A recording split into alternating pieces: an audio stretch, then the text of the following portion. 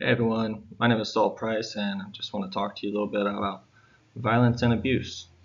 So, violence and abuse is more than just a problem, it's become an epidemic in our society. According to OSHA, almost 2 million Americans are victims of workplace violence every year, and that's only the cases that have been officially reported. There could be many more that we don't know about.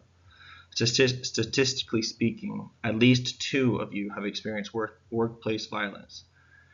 That is what we are here to fix. We want to create a cohesive working environment, but to accomplish that, we first need to inform you of some of the main contributing factors that lead to violence.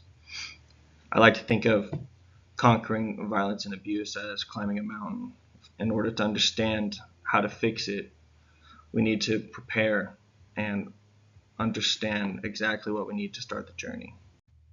Before we dive into workplace violence, though, I want to take a minute to talk about where most research points to. If you thought childhood trauma was the most common source of violence, then you'd be absolutely right.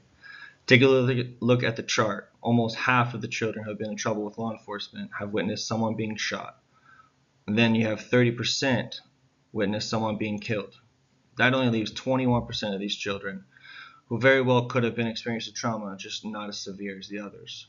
So next time you experience a violent outburst, try to keep this in mind. Perhaps this knowledge can allow you the opportunity to intervene and develop your leadership skills. Now getting into workplace violence. Workplace violence is the act or threat of violence ranging from verbal abuse to physical assaults directed toward persons at the work or on duty. This is the exact definition of workplace violence according to the CDC, and as you can see, workplace violence is quite broad.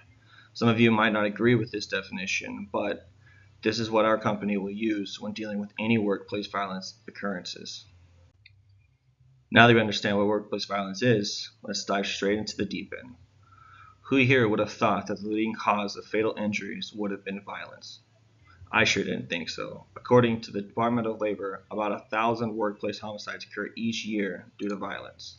This is the exact reason we must understand violence and abuse. We are all responsible as human beings to promote a safe environment for everyone around us. I know I just took you to the extreme worst case scenario, but that doesn't devalue the more common issues that stem from workplace violence. During the chart, we've got temporary, permanent absence of skilled employees, psychological damage, property damage, theft, sabotage, productivity impediments, diversion of management resource, increased security costs, increased worker compensation costs, increased personnel costs, and temporary permanent absence of employees. As you can see, the consequences of violence in an organization is never ending, and we need to work together to try and stop it. There are many theories about the causes of workplace violence. However, caution should be taken when profiling or stereotyping individuals or organizations, since the presence of any of the factors related to these theories do not necessarily indicate a violent act will be carried out. Nevertheless, an incident can be the result of any one or combination of these factors. You have to remember, violence or threats of violence in all forms is unacceptable workplace behavior. It will not be tolerated, and it will be dealt with appropriately. The mountain of violence and abuse is a daunting one, but we believe with the right tools and information, you will be able to conquer this colossal monster.